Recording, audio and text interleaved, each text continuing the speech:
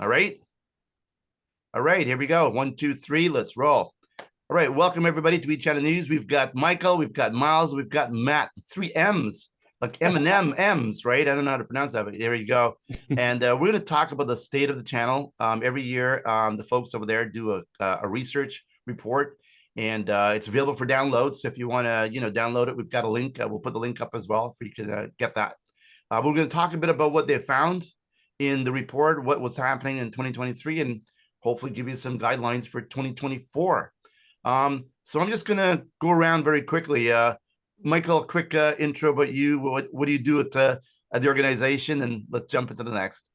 Yeah, so I'm a vice president of business development. I've been started on the data side. I've been around 9 years now, coming up through the business development. So our team oversees all the industry events, kind of all the public facing events. We run our marketing developments fund program. So really on the channel enablement side. So it's pretty exciting stuff. Good stuff, Miles. Yeah, well, I've been here since 2020. I came on originally as kind of the face of Graphis, and that kind of has, morphed into, all of our solutions now. So we have to, all three of us have to go around, and doesn't really matter what the product is. We're evangelizing all of them. So now it's just Kaseya. Well, I've seen all, on your water bottle, right? You've got more logos. And a water, I think you win the prize for that, by the way. The most logos in a water bottle. Matt, what are you doing over there, brother? Good. Hey, Julian. Began my business development days actually was with you, which was in 2016. I've been with the company since 2015, but that was in Halifax, Nova Scotia. So to be able to come full circle and be on a webinar today at the end of 2023 feels pretty good. So yeah, Mike and Miles basically told you what we do as far as the department. But again, happy to be here. Happy to be in your company. Good stuff, man. So there we go. The three amigos. I mean, when I look at the three of you folks, I mean, I really think of like three superstars in the channel, and I'm not just saying that. In this world, you can look at the whole channel, the channel organizations for different companies, and you see some stability. You see people doing the right thing, talking the right things, and doing the right thing. I think it's critical, and I think all three of you fall into that category. Let's kick this off. You've got this research that came out. Who wants to talk about why this research? Who did it, and what's the background around it? Yeah, I could jump in. We've done this for years and years. And so we're, interviewing managed service providers from around the globe, asking them to get a sense of the pulse of where we're at. So for us, information is super valuable. That's where we run our roadmap, right? We see things like, all right, what's a big problem? Vendor fatigue. We're trying to solve that. So we're getting the data that's important to really all vendors, but then it's extremely important for MSPs as well to understand, what's happening, where you fit in the channel, where some of the opportunities, where we're going, what the sentiment is on various different things. So it's probably my favorite part of the year is going over this. Like I said, I did one this morning for EMEA, where we just went through the report. Super important. I think we're going to share a link later on for people to download it. Obviously it's free, but it's great information. And, again, I think we talked to 2,000 or so MSPs, and it's global. So if you have anybody international, we've got data, across the board. No doubt. And, the challenge for MSPs, right, is like they're doing their thing, but they're not quite sure how they compare, how they benchmark to others, right? As like you're in a silo doing your thing every day, but am I above the average, below the average? Where do I go? And these kind of research pieces sort of help people kind of set it in their minds type of thing. Miles, what's one or two things you want to kick this off that you found in the report that you think, wow, this is pretty cool stuff? Of course. Well, not to give away the whole report here, but security is once again a major concern for all MSPs, which is something that, so many MSPs now are leading with security, and that I think is so important. I mean, we saw that last year in the report. It continues this year, whether it's, computer viruses, phishing messages, endpoint threats, spyware, password compromise, or hackers and predators. Those are like the main security concerns that MSPs are going, hey, we need solutions in place to try and stop, these types of attacks getting to, the users and, our clients, really. So security, once again, is so forefront in this report. So sometimes you wonder if security is the only thing in town, because it's like that's where all the money is pouring into and so on. Hey, Matt, what are some of the key takeaways that you want to start this off with? Yeah, so mine is sort of Mike, what is it when not a hybrid when there's three of them? Is it a tribrid? Are we coming up with a new word? Trifecta, Tribrid man. works for me, man. Tribrid work for you? I like it. Okay, let's go with the tribrid.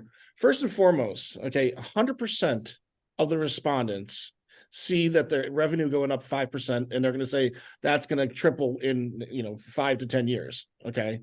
Number two, okay, competition is on the mind. It's gone up 6% from 2022.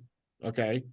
And number three, 47% say that they want to improve the customer experience.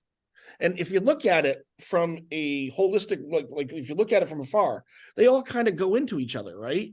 And you know what I mean? Like when you're saying that, okay, if I continue to improve the customer experience, I can charge more. I can charge more to my customers, right? But also, if you're improving the customer experience, you don't have to necessarily worry about the competition. So what I love about this report, and I love it every single year, even when I was with other companies, I would look at this report, is taking the results and intermingling and creating a narrative that MSPs can go out to market with. Good stuff. Yeah. Matt, when you were having a drink or two with the team out there in the MSP community, right? What are some of the things they're complaining about? What is their problems that they're seeing? How long you got? We'll just do two. I'm going to say something that is relatively, you're not going to believe. I don't get the complaints. I don't, when we're having a drink, a lot of the conversation, because there's so much, so many different solutions that we sell, right? The conversations I'm having is about the integration of them. Right. In other words, said, okay, if I'm working with RMM, how can I integrate that with the PSA? So I'm not getting that specific. In other words, the conversation is a lot bigger than, hey, this is not working. What can we do? Right. Because it doesn't get to that stage on me. That's something that if there's something that they have a problem with, what they'll do is they'll go to their account manager. When you're a company and you're a channel development manager of almost 40 different solutions, you want to know about bigger things, right? The company direction, the integration. Obviously, the vendor fatigue is something that they talked about. There's a thing called profit fuel. I don't know. Do you know what profit fuel is, Julian? Profit field? No, not really. Never heard it said like that before. Okay. So Fred was on record saying that the one thing that MSPs can do better is to run their company like a business. Right? And what Profit Field does is an exercise. It's an exercise that will allow you to take all the different solutions that you're using, right, and go and analyze it and benchmark it and see where you could be more efficient, whether it's through cost or whether it's just workload strategies. Right. Profit Fuel is something that every MSP, if they're working with 1, 2, or even 0 of our solutions, should have a conversation with us about. And it's free. Yeah. Well, in my world, we call it optimization, right? It seems like that's the number one gig right now going on with not just MSPs, but also end customers, right? Your end customers are saying, maybe I want to figure out a way to optimize a little bit better what I got instead of investing more money. Maybe are we really getting the most out of this, right? Interesting stuff. That's a really great conversation. As a matter of fact, if I was an MSP, that may be the first conversation I'll call you upon there, Matt. Michael, what are you seeing when you have conversations with MSPs, and maybe the word is not challenged or complaints, but what worries them? Well, I think security is something, both security for themselves and how they position it. It was very interesting. We were at an event, me and Matt were at an event in Tampa last week, and we were talking to an MSP, and he was talking about how he got sued by one of his clients. He's been sued one time, and the guy had gotten attacked, and he says, well, you were my managed service provider. This was your job. But he was able to prove through emails and documentation that I suggested all of these things, and you didn't action upon them. And the case didn't even make it to court because he was able to prove that. So I think when people say they're concerned about security, it's how do they get their end clients to buy in? I mean, only 30% of these small business owners are highly concerned about security. So I think in order to protect yourself, that guy did it perfectly. He did a prescriptive style sales process and says, here's what you need to do to be protected. The client pushed back, said we don't have the budget for that. I don't need to spend money on it. Of course, what happened? He got attacked. But he was able to cover himself by saying, look, I presented you everything. And I think that's a challenge for a lot of MSPs is, how do you position security as not just this scare tactic? And I've seen it in MDF and I've seen it in conversations. I think the successful MSPs are not just going out saying, hey, if you don't do this, you're going to go out of business. That some are doing it, but more so is, no, you work with me. I'm going to make you more productive. You're not going to have to worry about these things. Think about how much I'm going to drive your business and allow you to do other things. How I'm using AI. AI is not a scary term. It's something I'm going to use to help you grow. Security is part of that. But I think that conversation needs to happen, because I think when people get bogged down into just the, oh my God, doom and gloom, I think we know it for a fact that only 30% of these guys are concerned. So I have a lot of those conversations. And to Scully's point, when it was just Datto, we would talk about more speeds and feeds and what do you do that the competitors don't do? I don't have a ton of conversations like that. It's more of the holistic business model of, how am I going to integrate? How am I going to scale? I think that's a question that people want to scale. Obviously, there's a lot of M&A in the space. How do I standardize? So it's a more interesting kind of business conversations than what's virtualization and that type of stuff, If I could jump in there as well. Sure. I got tagged in a post on Facebook this week, and I'll read it to you. And this is from one of my old friends from high school. She's in HR. And the guy owns a business, and he said, hey, Google, who's the best cybersecurity firm to help my business? Looking for any real intros, preferably a firm that deals with entrepreneurs and can scale up with us as we grow. We've got employees across Canada and the US. What I found is so incredible, because obviously she tagged me because she knows, cybersecurity, but he asks for a cybersecurity firm to help my business. So a lot of these end users don't even know what they're looking for. And that's what's so unbelievable about this message. Like, he's looking for a firm like you would hire a law firm. And I'm like, that's not how it works. You need to have layers upon layers and stacks upon stacks. And, the more solutions to have, it's inevitable that people are going to get hit. I've mentioned I have another webinar today talking about the 12 days of Fishmas, pardon the pun here, but we looked at attacks all over the board, and we looked at 12 very unique attacks. And one of them was libraries are getting attacked. And people are going, well, why are libraries getting attacked? Non-for-profits are getting attacked. And what I'm getting at in this long-winded answer is that, if you don't know, who your customers are, what their needs are, it's going to be so hard to give them a solution. And, whether that's that layered approach or not, this is something back to the report, 35% are spending time building a cyber resiliency plan for their customers.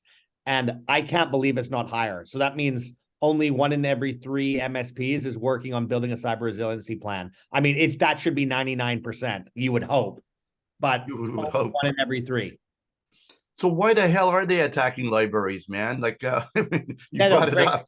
I mean, they're going after PII, right? They want personally identifiable information. That's why they're attacking libraries. They're also getting information. I mean, I know Scully is a big reader out of this group, probably the biggest reader here. And, I don't know if he goes to the library or buys his books. I know I'm a buyer of books. I don't actually take them out, but, Scully's local library, probably has all of his information. And it also has information on what he's reading, which can be used by cyber criminals. That recent attack on 23andMe, it was to get genealogy information. And they're going after weird ways and unique ways to hack people now, because they're just looking for that information, which they can use for like nefarious purposes. Well, Matt, they got your readers list now, man. That's it. Yeah. Game over. Let's hope you didn't take out, bad books. No, there's no bad books in the 50 library. Shades of Gray. I have my own library for that. But Mike's gonna laugh when I say this. Why do they attack libraries? The answer is, if you could fog a mirror, you could be attacked. Yep. That was the Remember old that one? For everybody. old Moses quote. Yeah. Remember that So one? I heard an MSP at one of our shows had a really, really cool answer. So I'm going to share this with everybody. They could use this every day when they want to convince your customers to buy more cyber. And here's a quote. So the guy waits for the guy to, explaining what's going on. And then at the end of the day, the customer's going, maybe not, maybe not. He says, why am I more concerned about your security than you are? I love it. I was like, it's a stopper, isn't it? Sometimes it's just how you phrase the something to the end customers, because they're just thinking, obviously, it's not going to be me, right? What do they got what does the hackers got that I have that hackers want, right? And they're not getting it yet. And these days, hackers are getting kind of smart. They're not asking for big money from companies who can't afford it, right? They're adjusting their playbook. I mean, you got to hats off to these folks. They adjust as the world goes. So we've talked about cybersecurity is a big thing. What else are you seeing in there? I mean, how is AI? AI has been crazy this year. Are MSPs thinking about AI? They don't care about it. Like, what's their take on AI? Well, I can jump in first. So we've done, again, I mentioned our marketing development fund program. So I've done a bunch of events this year where the hook was we're going to talk about AI. And so people came in. I mean, that's a hot button topic. And you have the audience thinks that the robots are going to take over the world. Other people said it's going to replace jobs. So I think part of it is just overall education. I think at the end of the day, yes, you're going to talk about how AI is applicable to their company and how you're using it. But the successful MSPs, they develop that relationship where really anything technology-wise, I know I can go to Julian because he's my MSP and he understands it. So getting kind of butts in the seats just to listen about, okay, here's where AI is. Look, you're already using it, explaining what it is. We live in this world. I'm not an AI expert, but I definitely understand it better than the average business person. So talking about it and just educating them on what it is, I would start there instead of just diving in and talking about how you're using AI for whatever your support tickets or how you're managing all of your business and what tools you're using that have AI built into it to compete. First, just start with the education piece because you will get people there and get them to understand that you are a thought leader in this space. And then when you start talking about AI and you've calmed them down and kind of got them to understand that, hey, I don't personally think it's going to replace jobs as much as it's going to replace tasks and allow you to do more of what you're successful in. Nobody wants to sit there and do the mundane tasks. That's what it's going to do. It's going to allow your team to go do what they do best. So yes, it's something I think the MSP space, they understand it. I think there's still a little learning curve on how to position that. I think that to me, and I've seen it successfully done by MSPs, where it's just, let's just educate you on it. And then let me tell you about some of the tools that I have involved that are going to help you grow and help protect you and kind of start there. Let's double click a bit on the education. What kind of education you want them to know about AI? Is it like it's out there? I mean, they're using it already, right? It's baked into like umpteen different things that we use every day, whether we know it or not, right? It's there. The challenge is like, how do your customer comes to you and say, I'm hearing a lot about AI. I hear we got to do something about it, right? What do I do? Like, how would an MSP respond to their customer's inquiry about AI? So I think the easy answer into that is that to channel your trusted experts. Okay. And what I mean by that, and work with me here on this, right? Like nowadays, okay, a lot different from when I growing up, that you could go on to Netflix and you're going to see a documentary about AI, whether it's factually correct or it's not. I mean, the number one movie right now on Netflix is a show called, a movie called Leave the World Behind, which is about a major cyber attack. And so, this is where the general public is getting their information from. Right. And again, we know what Hollywood does, and I'm just saying, could it happen? Sure. But is that going to be the normal case? So I think, what as an MSP, what they could do is hold different webinars, we'll talk to AI experts, people that are in the know, but also identify from their solution providers where they have AI in the products that they're selling. For example, the AI that we're selling, okay, not selling, but that's part of our product, which is the integrators, okay, integrating the different products, is Cooper, right? That's a great thing to have in our company, right? In other words, that's the thing that's going to be separating us from our competitors, is the fact that we have an AI infused into that Kaseya experience.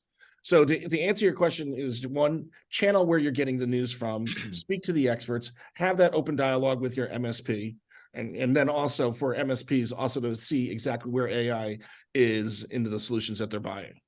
And don't listen to the movies too much. I mean, Mission Impossible was about this AI following everybody everywhere. It was like, whoa, man, if that ever happens, check please. We should exit planet Earth. Miles, you want to add?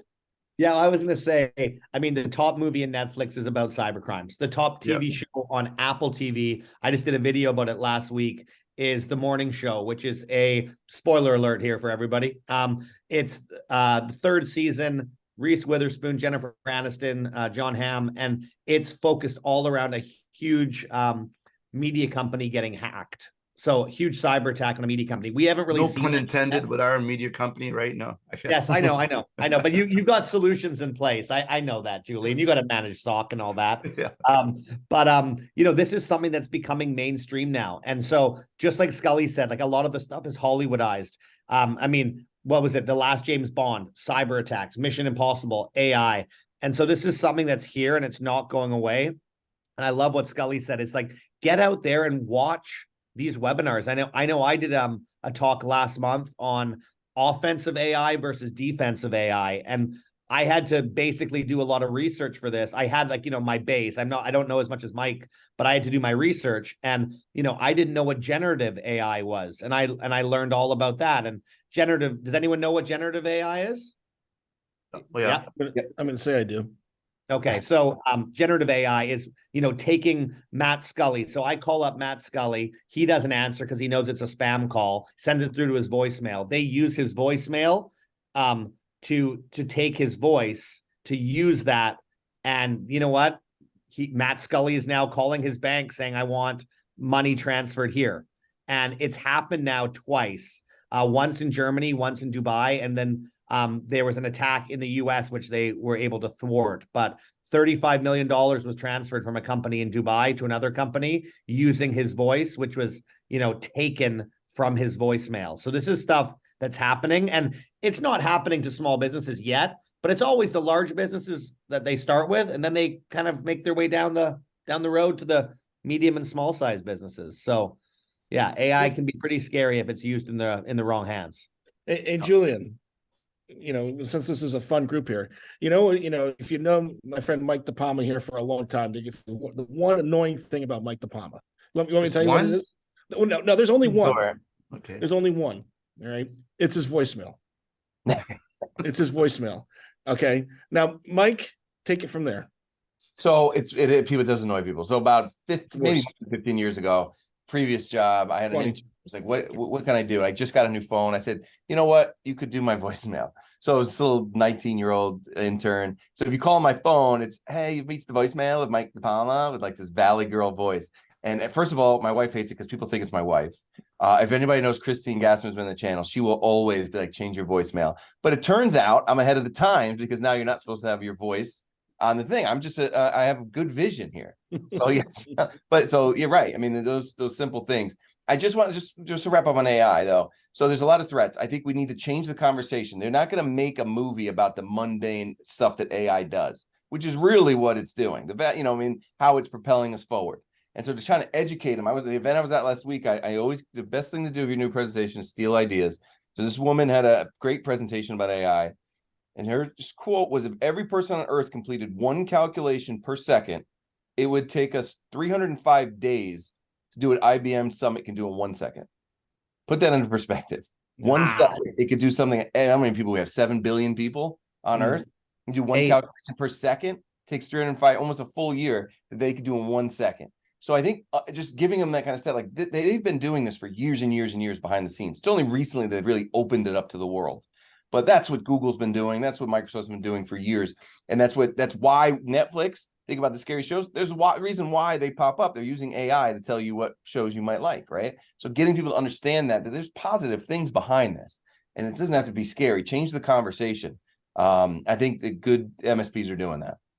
And Julian, wait until AI starts creating all the Netflix movies and then put everybody out of business. But you're totally right. This thing is when you don't know what you don't know, people get afraid, right? And the more you learn about it, the more you learn about, it's not that crazy. I mean, it can be bad stuff like everything else, right? There's good stuff and there's bad stuff. But for me, when I look at AI in general, it's the humans who are able to leverage AI best that's going to have the advantage. So yeah, AI is this thing out there, but beyond that thing is what are you doing with that thing to help improve your game, right? at a recent event. I think Miles may have seen it when Shane got up and he clicked on a little video and talking about his sales, solutions and whatever. And then he flipped from English to German, and he started continue. And I know his voice, and it was his voice in German. Then he flipped that into Mandarin, and I go, for sure you don't know that language. Then he flips that into like French, and I go, all right, I get it. And then he comes on and he says, that's not me, it's my avatar, right? Crazy. And the crazy thing is, like, when you see the lips move and the stuff moving, and he's no AI expert, right? But and he's able to do these things. So figure out ways in how you can, leverage it, but also learn it as best you can, as you said. And a lot of smart people are baking it into these technologies. I want to talk about the another thing that I find a lot of end customers are thinking about, or MSPs as well, as automation and making it less complicated. I mean, we can keep having 10 different, tools. We can, bounce from one to the other, and it kind of works. But integration, right? Seamlessness, automation of those things. How is that playing into the MSP playbook moving forward? I think it's the most important piece right now, as we see the crazy growth that's going on in the channel. The scaling of all of these MSPs. Integration is the biggest part of all of this, because in the previous report we had, it wasn't the data state of the channel, it was one that Kaseya had done. We found that only 30% of the features of the technology you're using are being utilized. Why is that? You're working with 17 different vendors, right? Everybody puts out a release every month. There's 10, 15 different advancements in there. That's 3,000 different updates your techs have to learn. That's just impossible. So think about only 30% of that is getting utilized. So, I mean, that's one of the things we're trying to do with the IT Complete platform. But, I think if you're going to scale, that's the best way to do it. You're going to grow in three ways. You're going to add new clients. You're going to add, offerings to your stack, or you're going to become more efficient. And again, across the board, when I look at larger MSPs who have broken through that $1-2 million threshold and are now much larger, all of them to a T have said the biggest thing is letting go of being the tech and being the business owner. And then from the high level saying, how am I going to grow this business and separate myself? And the integrations is critical, because it's about how fast you can respond. It's about what techs are spending time on. And so it's really like and those are the kind of conversations we have at the bar, to your first question. Is those type of questions. How am I going to grow? How am I going to scale? How am I going to become more profitable? Integrations and automation to a T at the upper level MSPs, that's what they're talking about. I double down on that, because I think a lot of the old school thinking, like, let's go out and get the best of every, best of breed, right? So you buy product A from a company, product B from another one, product C, because, the data shows that, you're getting the best of the best. But then you bring those things together and try to stitch it together. And then you realize you need a bit of an army, right, to kind of manage all that stuff, right? And so that it's not just best of breed, it's best integrated, most efficient. So everybody's seeing that, right? Matt, you seeing it? Miles, you're seeing that as well, 100%. Right? Yep. Yeah, I want to say Matt does something. Matt, you want to talk a little bit about Integration Thursdays? That's something. This is the first time I've ever seen this in the channel. I think it's so powerful and so interesting. And Matt, take it from there. Yeah, no. Every Thursday, I take two of our solutions and I identify 4 different ways that they integrate. In other words, which the back end speaks to each other. And what it does, it's supposed to help MSPs streamline the processes, give them more time, save them money, save less taxing on their techs. And I did one, and maybe the first week it was got a little bit of noticed, but by week 5, okay, so the 5th week of it, I mean, I was averaging anywhere between like 6 to 12 people reposting it, with the highest I think was like 14 times.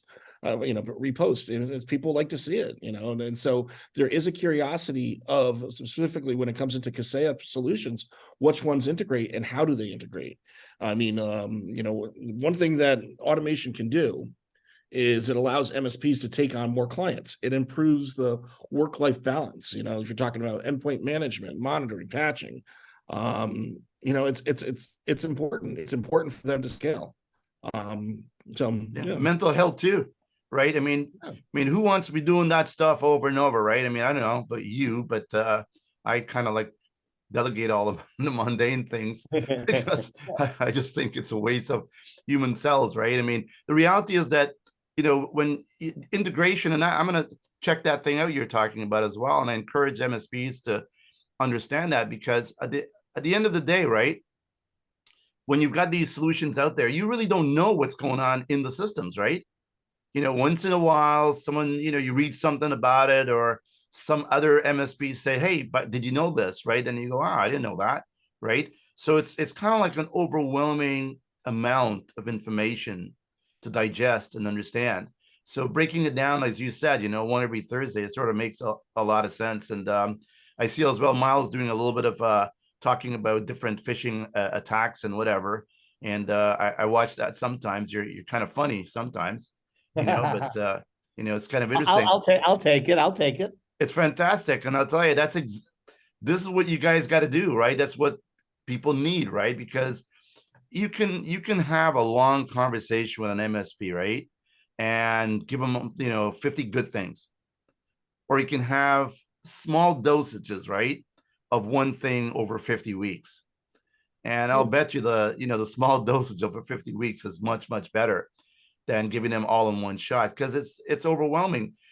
Anything that you're seeing out there, Michael, when the overwhelmness, right, of an MSP. I mean, look, man, before, when we were starting off as an MSP, yeah, you sell some Microsoft stuff, put a little computers in there, put a little BDR, mum's the word, you're done, right? Now we're talking cybersecurity stuff, which is complex as hell, right? You're talking about compliance and regulations raining down on everybody these days. And now we're talking about AI and all the other things that's really complicated, right? Mm-hmm. No MSP was thinking about this, a decade ago, right? Life has got complicated. What are you saying? Are you seeing them overwhelmed? Are you seeing them what are you seeing? I do have a lot of those conversations where it can be overwhelming. And I think to your point earlier was a very good point. For a while, you saw the MSP space kind of chase the shiny object. Oh, that looks really cool. I could add that to my stack without really thinking of it again as a business person of how am I going to execute on this? How is this going to integrate? So it does seem overwhelming. But to your point, there's always those group of MSPs that are going to be at the forefront, kind of reinvent, and maybe the first ones to go up market and go into co-managed. And, our CEO, Fred, has always a good quote is, Henry Ford didn't build a faster horse. He built a car. Right. And I think a lot of people are still stuck trying to just here's my tool stack. How do I make it better? And looking at what's happening right now, the successful MSP says, yeah, it's overwhelming, but where is that potential? And there's a crazy amount of potential. The spend in the SMB space, 4.5 times the growth of GDP. So we know the money's going to be spent. It's how much of that money flows through the channel. And then are you, as the MSP, one of the ones that gets the biggest piece of that? And it's those people that are thinking like Henry Ford that are like, how am I going to position this and put my stack together that's going to allow me to go to market with it, do all the things I need to do with my client? That's the most important piece, but also scale. And that's where things like integrations come in. And that's where things like AI comes in to make your job easier. I think one other point to the AI is it helps employee retention. A lot of churn. That's a big issue. It's in the report of finding qualified talent. It's better to make an investment to keep them than to let them leave and try to onboard another person and train them. And you're throwing darts, hoping they're as good as the previous person. So all of those things really, interact with one another. And that's where integration comes in. So, and the smoothness of how your product can, your whole, and I'd say product, I mean, your managed services package with all the tools in it. How quickly can you position it? How easy is it for you to use, and how scalable it is? Those are the three main points. Good stuff. Miles, Matt, you want to add to that? No, I think you did a good job there. Well, thanks, Matt. Kudos, man. The channel, right? We know that about 73% of all the rev out there, the sales are going through the channel, right? In some form, some way, right? Mm-hmm. We also know a couple of interesting things, like in the next, by 2025, the vast majority of the channel people we sell to are going to be millennials, right? And they buy a little bit differently, right? Mm-hmm. We also know that as we move out there, the number of people that is servicing, number of partners that's servicing an end customer is give or take 7-ish, right? So the way the MSP community, goes, and does business with the end customer is sort of morphing and changing, right?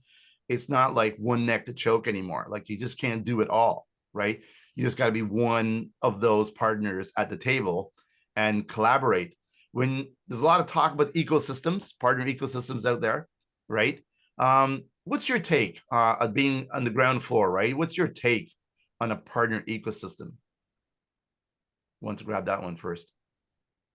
I mean, I don't know if you guys, I could jump in. You know, it's interesting. I was at an event, channel focus event out in California, where it was all the vendors. It was very interesting. So we had all the vendors. I mean, there was Veeam was there, Microsoft, Dell, HPE, and the bulk of the conversation was, you know, partner ecosystem. And what was interesting is there were different definitions around the table. I moderated one of the kind of peer forums, and there was different definitions of what the ecosystem looked like. Because it's not as simple as just saying, oh, here's the MSP. But I think, you know, to your point about, you know, now we're dealing with millennials who do buy differently, and you know, you got to just deal with what the real world is. It still, to this day, comes down to relationships and understanding what your offering is. If you remember, Julian, 4 or 5 years ago, everybody was trying to be an MSSP. That was every event, you got to be an MSSP. And there's people chasing that. And a lot of people realize, like, that's not really my sweet spot. It's not where I succeed. So now I see a lot of MSPs working with MSSPs. Working together in conjunction, sharing, because the MSSP doesn't want to do the mundane, typical MSP work, right? And that MSP says, I can't scale if I try to bring all of this really hardened security stuff in-house.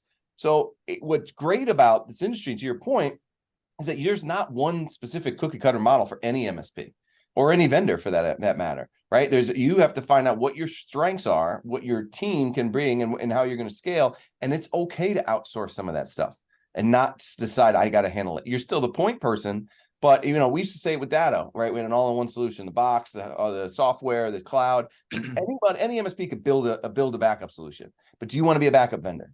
That's the kind of question you have to ask your entire business: is what do I do well, and where can I outsource, because that's a more scalable model instead of adding 10 engineers to manage just one massive client that you're putting all your eggs in one basket. That, again, those are the type of cool conversations that we have at the bar. Yeah. I mean, if I could add on that, is that, you know, I think what we're seeing, you know, is a much more mature MSP than we did, you know, 10 years ago, right? And one of the challenges that they have is knowing what's the latest and the greatest that's out there. You know, do they know? If you got 10 different MSPs into a room and you ask them what is a security stack or what is in your security stack, you're going to get 10 different answers. And so what I like about what we're doing here at Kaseya is that we are offering MSPs suites, not solutions. And what I mean by that is that they're able to go into a specific suite. Let's just say it's a BCDR suite, and choose the solution that works best for them. And that goes for security, that goes for enablement, that goes for networking, RMM, PSA. So that allows them to take a look at you know, their business, and you know, with its due diligence, research to find out what is going to be the best for them. So I think that providing that type of consulting, or you know, more in lines of suggestive consulting, helps MSPs when they go out to market there. And I would love to jump on both of those points. I think the biggest thing I've seen, you know, in the last 3 years is everything's changing and being flexible. Like, you know, I know a lot of MSPs owners are, you know, in their 50s and 60s. There are obviously some in their 40s and 30s, but a lot are in their 50s and 60s. And, you know, their MSP now is not what their MSP was like 10 years ago, like Mike said. And even just in the last 3 years, we're seeing products, we're seeing solutions that were not even something that we could even have imagined a few years ago. Like, I got brought on to Graphis, which was anti-phishing.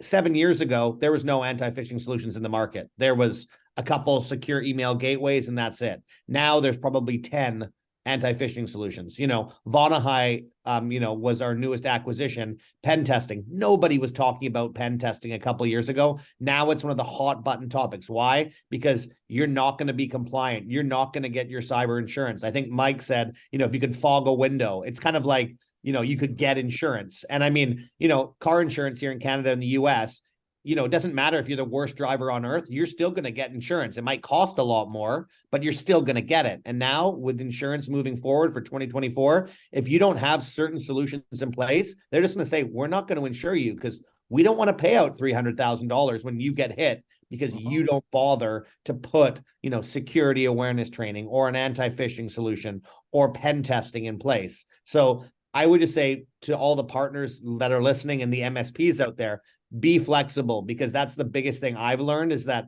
it's going to be different in 3 more years compared to what it is now. And I know in the last 3 years, it has changed so much. Change is going to come again. Hey, we got about 5 minutes left, so I want to give everybody a last call. Yeah, just not for like drinks, but last roundup type thing. Who wants to go first? Of one thing maybe else that we haven't mentioned about the report, and one piece of advice that you think 2023 is going to be important to know. Well, I'll start off. Go ahead, Skelton. Go ahead. So I think we're moving into this digitalization era, right? Where we're going to see, CISOs and CIOs, they're going to be utilizing AI, machine learning to go and use their, for their workload strategies. With that being said, it's going to present a whole new set of different vendors from the different shows that we go to, right? In other words, you're going to need vendors that are going to be able to take this information that these AI companies are spitting out, and how do you digest that, and how do you get that to the CIOs where it can better improve that? What is going to happen? What is going to happen is that MSPs need to vet those different solution providers that are going out there, and when they need to vet them, that is going to be really, really important to to their clients. So I think that is something that is kind of scary, is that, the names that we normally see at these expo halls, that's going to change. That's going to completely change. And it's going to be up to the MSP to let us know, their clients know which one is going to be the best for their business. That's a big responsibility. Yeah, we're actually already seeing that. I mean, I'm talking to companies that I even knew existed. Some companies that can't even pronounce the name. Some of them only got a bad name because they can't get the .com anymore. So basically, it's becoming a little complicated there with the companies out there. I think over 5,000 companies now are already in cybersecurity and growing. So, Miles, what's your last round? I guess my challenge for everybody listening: do 5 demos of 5 different products every quarter. There's nothing I hate more when I'm at a show when someone says, "Yeah, we're happy with what we've got." And I said, "Oh, well, what about this?" And I'm not talking just about Kaseya products. I'm talking about products in general. You need to know what's going on in the marketplace. And if you're one of those partners, or one of our partners, or an MSP that just says, "You know what, we'll look in a year," I'm like, you might have missed something that can really help you and your clients. And, make that goal of 5 demos a quarter, so you can do 20 in a year, and you can see, okay, I have some products in place. Is there something better? Is there something that I could use that I don't have? And that would be my kind of challenge for all of our partners and the partners listening, and, our non-partners, is to see the different products that are out there. Because so many people just say, "Oh, wait, we'll look at the end of the year." Don't do that. Make a goal, see what products are out there, because there's some pretty neat things that are going on in the marketplace. I was in Hawaii this week doing an event, and I saw some vendors I'd never even heard of what they were doing. And I'm like, wow, like it was like a tweak on an old style of something that was in the channel. And I'm like, oh, that's interesting. And there's so many companies out there that are doing neat and innovative things. Give them a listen, because it'll help everybody. No doubt. If status quo is a killer of life. So, yeah. That's why it's important to go to these events. I mean, I'm not just saying because we're the ones out there. I mean, when I talk to partners, for the most part, I'll ask what made you choose it, and almost across the board, I met them at an event. I was able to talk to them, right? You saw the presentation. That's one thing. We go up there. Well, the stat, and I'm going to pivot a little bit. The stat that jumped out to me was the average MRR, annual contract with an MSP in North America, $115,000. That's almost $10,000 a month. And I was in sales 9 years ago, and I don't know very many of my partners that were selling any $10,000 a month clients up. And now that's the average. And I did the webinar this morning with the folks from EMEA. It's much less. It's 53,000 pounds in Europe, and they're always a little bit behind. But I use that as like, it's going to get there. Think about where we're going to be. I could be wrong. Maybe everybody listening has got, have had $10,000 MRR contracts for years and years, and that was their average contract. That's great. But you think about it, you start selling those type of things to utilize this report and apply it to your business. Now you're seeing this is what the average MSP is positioning. So if you're going to market and you're saying, "Oh, I can't possibly charge my client X, Y, and Z," well, you know who is? A bunch of MSPs down the street. Why can't you do it? right? That number jumped out at me. I mean, maybe I'm wrong, Julian. Would you have thought that the average contract right now for MSP is $10,000 a month? Well, I do know it's going up. I do know profitability is up by about 28% in the MSP community, right? The industry is moving. As a matter of fact, cybersecurity is driving that all the way up. And one thing that an MSP told me, an MSSP actually told me, was that, you know what, these end customers, they never have any money, you know, when it comes to, you know, cybersecurity stuff. But when they get hit, all of a sudden, like, oh my God, let's do it. You want add this, do this, and they go ballistic, right? So there is investment. You know, it's the appetite of risk, right? In this world, we have digital transformation that's happening everywhere, but also we got to make sure we manage that risk, right? And how much appetite of risk do you really have, right? So it's a big thing out there. I want to wrap this up by saying, you know, thank you all, right? I'm going to put the link in there. I know Miles got to run, and we'll talk more about how do we help these MSPs to move along. I just want to say again, you know, you three are doing a fantastic job, so keep it up, because that's what the channel is. And you know, when I look at the picture, the poster child of what a channel rep looks like today, or a channel leader, it's someone who's a business consultant for MSPs. Yeah, I don't think you really care what it is you sell at the end of the day. It's like, can you move the needle up on that business? Yes or no? And maybe correct me if I'm wrong, but if you met an MSP and you knew something that could help them, even if it wasn't, you know, something that is in your world, you'd say, did you check this out? Right? 100%. Yeah. And that's the key. So that's what we are, man. We're helping the channel to become bigger, better, stronger, and smarter. All right. Have a Merry Great Christmas stuff. or whatever else you're celebrating. Yeah. And all the best. And we'll let you know when this is posted. All right. Appreciate Thanks, it. buddy. Cheers, man. Julian. Thank Cheers. you. Bye. Bye.